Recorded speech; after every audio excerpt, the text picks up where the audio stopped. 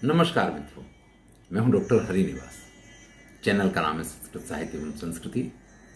महाभारत की श्रेष्ठ कथाओं में आपका स्वागत है। ऋषि शृंग मुनि की कथा चल रही है, जिन्होंने अपने जीवन में अपने पिता के अलावा किसी पुरुष या किसी नारी को नहीं देखा था। आप कहेंगे कि बिना नारी के तो किसी का जन्म कैसे हो सकता है?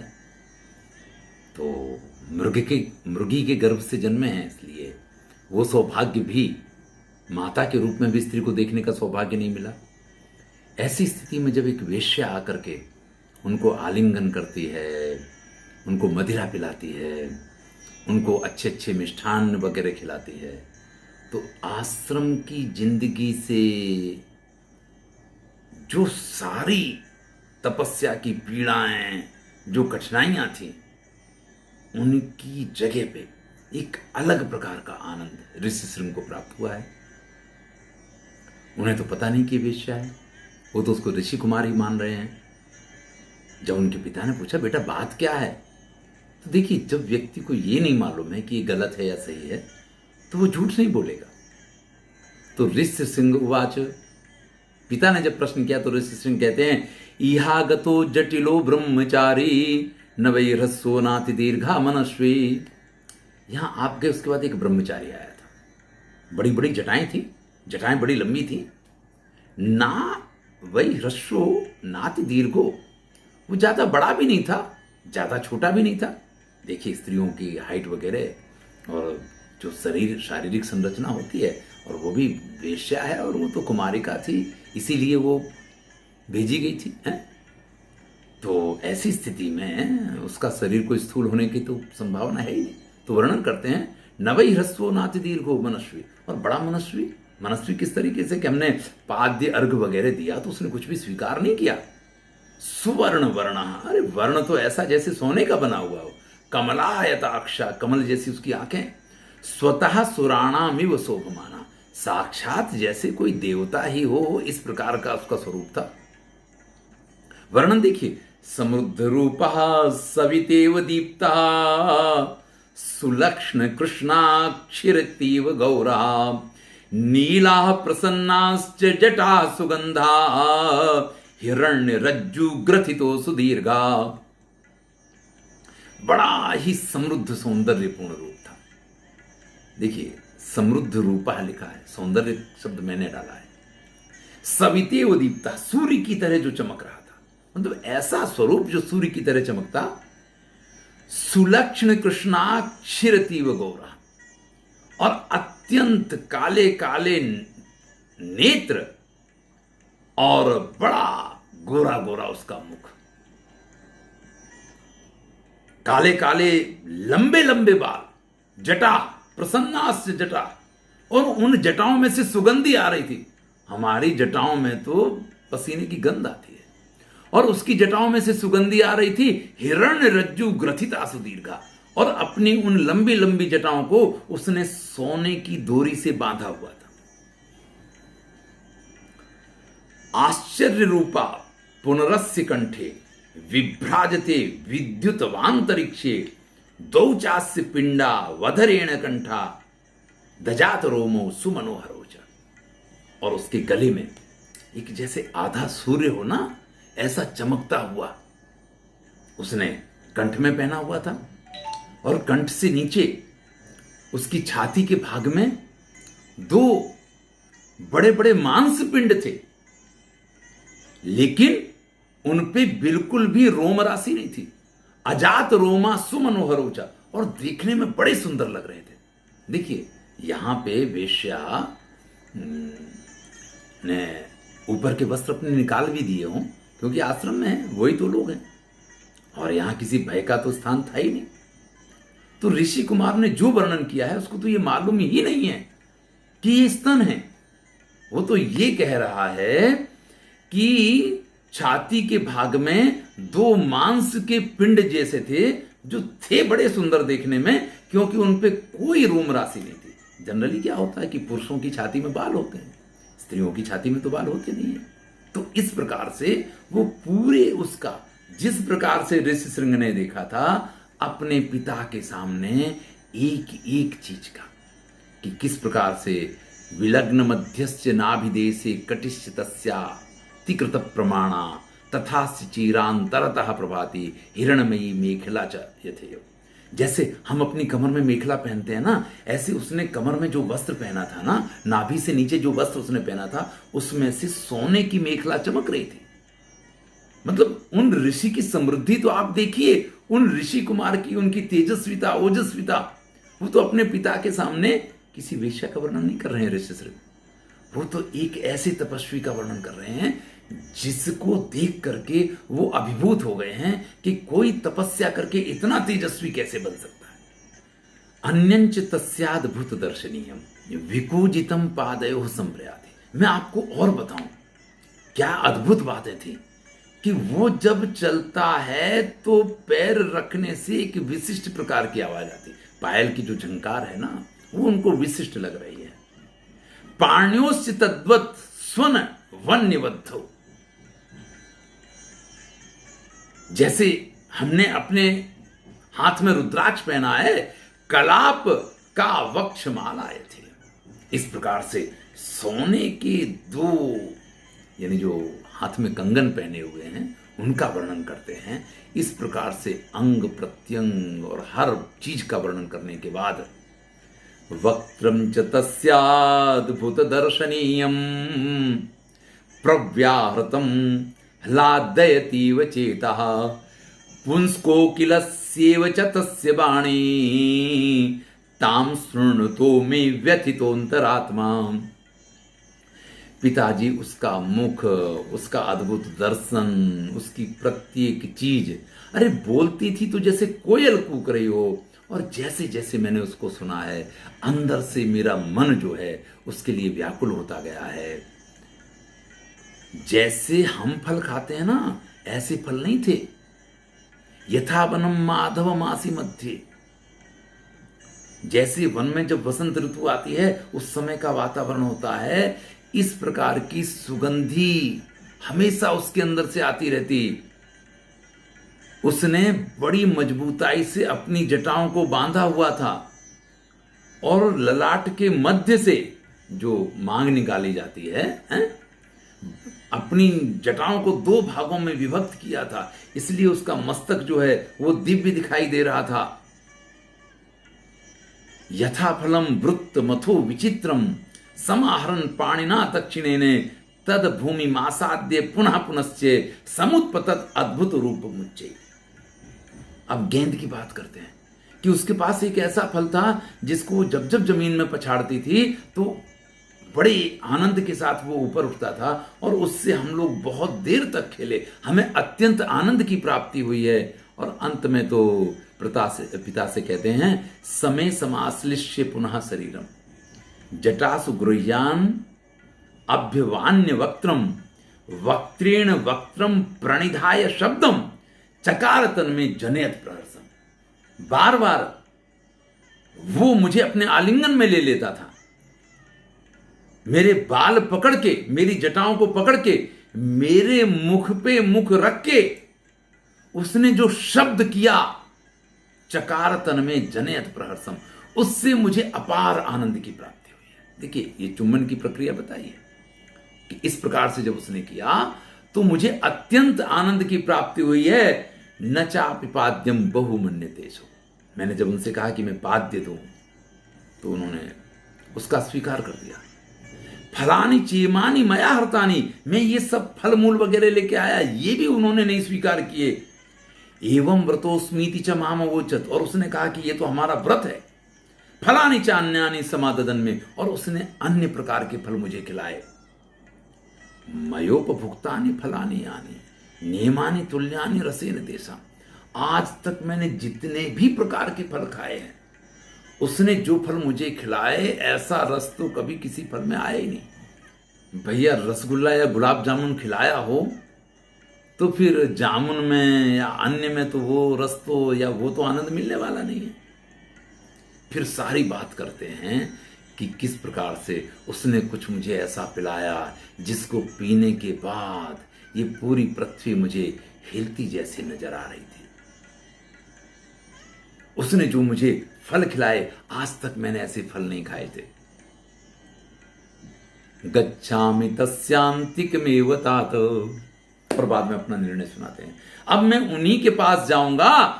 का नाम सा ब्रह्मचर्या च तस्या, वो कैसी तपस्या करते हैं, वो कौन सी ऐसी तपस्या है जिससे उन्होंने इस दिव्यता को प्राप्त किया कि वो अगर किसी का स्पर्श भी कर लें तो व्यक्ति आनंदित आनंदित हो जाए। मैं भी वही तपस्या करना चाहता हूं। अब इस तपस्या में मुझे कोई रस नहीं है। इच्छामि अहम चरितुम तेन सारदम, मैं उसी के साथ रह करके, उसी के साथ घुल मिल करके और उसी के साथ तपस्या करना चाहता हूं। यथा तपासा चरत्यार, जिस प्रकार से वो तपस्या करती है, बिल्कुल उसी प्रकार की तपस्या मैं करना चाहता हूं। अपने पिता को निर्णय सुना दिया है। विभांडक ऋषि तुरंत इस चीज को जान गए, क्योंकि वो तो स्त्री से भी परिचित है और स्त्री के स्वभाव से भी परिचित हैं। अपने पुत्र को समझाते हैं, रक्षांसी चैतानी चरंती पुत्रा, हे पुत्र, इस संसार में बहुत सारे राक्षस लोग घूमते हैं। वो अद्भुत अद्भुत प्रकार के दर्शनीय अपने सौंदर्य में स्वरूप बना लिया करते हैं। आप कल्पना नहीं कर सकते ऐसे ऐसे स्वरूप वो धारण करते हैं, और वो सिर्फ और सिर्फ हमारी तपस्या में विघ्न डालने के लिए ये सारे काम करते हैं। इसलिए हे पुत्र, इन सब के चक्कर में नहीं पड़ना है। नतानि सेवेते मुनिर्यतात्मा, जो उन्होंने पिलाया, जो उन्होंने खिलाया, हम ऋषि के तौर पे न तो वो पेय पदार्थ पी सकते हैं जिससे दुनिया गोल गोल लगने लग गई थी, और ना ही जो उन्होंने खिलाया वो हम खा सकते हैं। कृत्वा विघ्नम तापसानाम रमन्ते, ये लोग तपस्वियों की तपस्या में विघ्न डाल करके बड़े प्रसन्न होते हैं।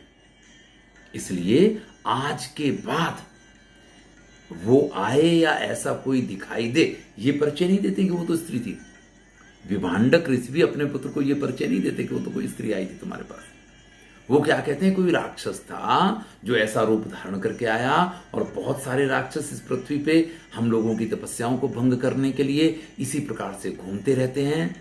पापाचारा तापसान तान्न पश्येत, उनको देखना भी तपस्वियों के लिए पापाचार है। यानी आज के बाद अगर वो आ जाए तो उसको देखना भी नहीं। असज्जनेना चरितानि पुत्रे पापान्य पेयानि मधुनितानि, उनका साथ करना ये हमारे लिए असज्जन आचरण है। उन जो उसने पिलाया था उसको पीना ये हमारे लिए पाप है। माल्यानि चैतानि न वै मुनीनाम, जो माला उनने पहन रखी थी ना, जो उसने पहनाई थी सुगंधित माला, ये मालाएं हम ऋषि मुनियों को धारण नहीं करनी चाहिए। इस प्रकार का कुछ भी आचरण हमें नहीं करना चाहिए, इस प्रकार से समझाते हैं। और इसके बाद विभांडक ऋषि जो है घूमने निकल जाते हैं उस वेश्या की खोज में कि ये स्त्री कौन थी, कहां से आई थी, कैसे आई थी। बड़ी खोजबीन करते हैं। 3 दिन तक विभांडक ऋषि परेशान रहे हैं, लेकिन कहीं भी उनको वो स्त्री मिलती नहीं है। फिर व्यक्ति अपने रूटीन में आ जाता है। विभांडक मुनि जो हैं फिर से अपने कार्य में लग गए हैं, जो उनका नित्य कर्म है उसी प्रकार से फिर उनकी दुनिया चलने लग गई है। जैसे ही उस वेश्या ने इस चीज को देखा कि विभांडक ऋषि फिर अपने कार्य में लग गए हैं, फिर से वहां आश्रम में आज दोबारा से उन ऋषि श्रृंग के पास पहुंच जाती है। दृष्ट्वैव ताम ऋषि श्रृंगा प्रहृष्टः, पिता का सारा उपदेश धरा का धरा रह गया है। देखिए, ये विजातीय आकर्षण होता ही ऐसा है। पुरुष के सामने स्त्री और स्त्री के सामने पुरुष, ये जब आकर्षित होते हैं ना, तो फिर दुनिया का कोई ज्ञान, कोई ध्यान, कोई उपदेश, कुछ भी ऐसा नहीं है जो रोक पाए। सिर्फ संस्कार ऐसे होते हैं जो व्यक्ति को रोक सकते हैं। मैं ये नहीं कह रहा हूं कि ऋषि श्रृंग के संस्कार गलत थे, उन्हें तो पता ही नहीं है कि ये कोई स्त्री है। यहां जो आकर्षण है वो तो चीज ही अलग है। तो ऋषि श्रृंग उन तपस्वी को देख करके, और ये इनके पिता की भी भूल है कि उन्होंने बताया नहीं, अत्यंत प्रसन्न हो जाते हैं। संभ्रांत रूपो अभ्यपतत दाने प्रोवाच चैनाम भवतः श्रमाय गच्छाव यावन न पिता ममेति। ऋषि श्रृंग स्पष्ट कहते हैं कि मेरे पिता यहां आए उससे पहले मैं चाहता हूं कि हम आपके आश्रम में चले जाएं। और इस प्रकार से वो वेश्या उन ऋषि श्रृंग को अपने साथ उस नाव पे लाने में सफल हो जाती है। नाव पे तो आश्रम बनाया ही गया है, उस आश्रम में पहुंच जाते हैं। इस आश्रम की समृद्धि तो भाई विशिष्ट है, क्योंकि पहले हम वर्णन कर चुके हैं कि बड़ा मनोहारी है, बड़ा उज्जवल है, बड़ा सुंदर है सब प्रकार से। वहां से जब वो नाव प्रस्थान करती है, महाराज लोमपाद को इसके समाचार दे दिए गए हैं। लोमपाद ने उस नाव से लेकर के और अपने महल तक आने के लिए पूरा जो रास्ता है वहां एक सुंदर आश्रम का निर्माण करवाया है और सभी प्रकार की उत्तम उत्तम व्यवस्थाएं करवाई हैं। जैसे ही ऋषि श्रृंग ने उस नाव वाले आश्रम से महाराज लोमपाद के राज्य में पैर रखा है, उनको अंतःपुर में ले जाया गया है। अंतःपुरे तम तु निवेश्य राजा विभांड कस्यात्मज मेक पुत्रम ददर्श देवम सहसा प्रवृष्ट मां पूरे माणम से जगत चले न।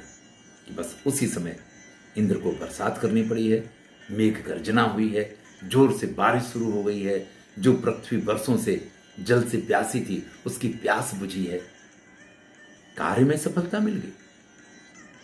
लेकिन विभांडक मुनि आएंगे तब क्या होगा, इसका भय अत्यंत सबको सता रहा है। लोमपाद ने इसका भी रास्ता किया। आएंगे तो रास्ता वही है, वहीं से उन्हें आना है। जैसे ही उनके राज्य में प्रवेश करते हैं, गाय चराने वाले लोग मिलते हैं। भाई मार्ग तो पूछेंगे, तो वो विभांडक मुनि उनसे पूछते हैं कि भैया आपने किसी इस प्रकार के ऋषि कुमार को देखा है जिसके सिर पे सींग हो? तो पूछते पूछते आएंगे ना। तो जब वो पूछें तो तुरंत ही वो गाय चराने वाले सब कहें, अरे महाराज ये तो आप ही की भूमि है, ये उन्हीं की गायें हैं और ये पूरी जमीन जो है ये सब उन्हीं का तो है, आप उन्हीं के यहाँ आए हैं, बताइए आपकी क्या सेवा करें। ये आगे चले, आप इधर चले जाइए। वहां गए, वहां जो व्यक्ति दिखाई दिया उससे पूछा, अरे महाराज ये तो उन्हीं की जमीन है, ये उन्हीं के खेत हैं, उन्हीं के लिए हम खेती कर रहे हैं, उन्हीं के लिए हम ये सब कर रहे हैं, आपकी क्या सेवा करें। उनसे मिलने जाना, इधर चले जाइए। रास्ता बताते जाते हैं, ऋषि आगे चलते जाते हैं और एक के बाद एक, एक के बाद एक, एक के बाद एक अपने पुत्र के नाम पे गाय की गौशालाएं हैं, बड़े बड़े खेत हैं, बड़े बड़े बगीचे हैं, बड़ी बड़ी सारी चीजों को देख करके वो ऋषिवर भी तृप्त हो जाते हैं। और जब वो अंतःपुर में जाकर के पहुंचते हैं, सपूजितस्तेन नरसभेण ददर्श पुत्रम दिवि देव यथेंद्र। जब विभांडक लोमपाद के अंतःपुर में पहुंचे तो लोमपाद बड़े आदर सत्कार से उनकी पूजा अर्चना करते हैं। और आज जिस दिव्य स्वरूप में, आज बलकल नहीं पहन रखे हैं, आज ऋषि के वस्त्र तो पहने हैं। ऐसा नहीं है कि ऋषि के वस्त्रों का परित्याग कर दिया, लेकिन भाई रेशमी वस्त्र भी तो गेरुआ रंग के हो सकते हैं। वेशभूषा वही है, लेकिन वस्त्रों का स्वरूप बदल गया है। तो जैसे इंद्र का पुत्र हो, ऐसे तेजस्वी उस पुत्र के सामने प्रस्तुत किया है। शांताम सुनसाम चैव ददर्श तत्र। और उनकी जो पुत्र वधू है शांता, उसके साथ भी उनकी मुलाकात करवाते हैं कि आपकी पुत्र वधू है। सौदामणि उच्चरंती तथैव, जैसे चमकती हुई बिजली हो, इस प्रकार की वो शांता है। अब देखिए, कोई भी पिता हो, अपने पुत्र की समृद्धि, अपने पुत्र के आनंद को देखने के बाद उसका क्रोध स्वाभाविक है कि एकदम शांत हो जाए। इन विभांडक ऋषि का भी क्रोध एकदम से शांत हो गया है और वो अपने पुत्र से ये कहते हैं कि आप महाराज का प्रिय करने के बाद जाते च पुत्रे वनमेव ब्रजेथा। जब तुम्हारे यहाँ संतान हो जाए, सब कुछ हो जाए, तो भैया फिर से वन में आ जाना, फिर वानप्रस्थ बन के आ जाना। इस प्रकार से कहा है। शांता को आशीर्वाद दिया है, ऋषि शृंग को आशीर्वाद दिया है, राजा को बहुत बहुत आशीर्वाद दिया है। भाई समधी बन गए हैं। तस्याश्रम पुण्य एवो भाति। फिर लोमस ऋषि कहते हैं, ये जो आश्रम दिखाई दे रहा है, युधिष्ठिर से कहते हैं, ये उन्हीं ऋषि का आश्रम है, यहां आप स्नान कीजिए, इससे आपके अन्य सभी प्रकार की इच्छाओं की पूर्ति होगी। अतः स्नाता कृतकृत्यो विशुद्धा तीर्थान्य अन्यान अनुसंया हिराचल। फिर हम आगे की यात्रा शुरू करेंगे। चलिए हम लोग भी अगले वीडियो से आगे की यात्रा शुरू करेंगे। यहाँ ऋषि शृंग का वृत्तांत आकर के पूर्ण होता है। धन्यवाद। मैं हूँ डॉक्टर हरिनिवास और चैनल का नाम है संस्कृत साहित्य एवं संस्कृति।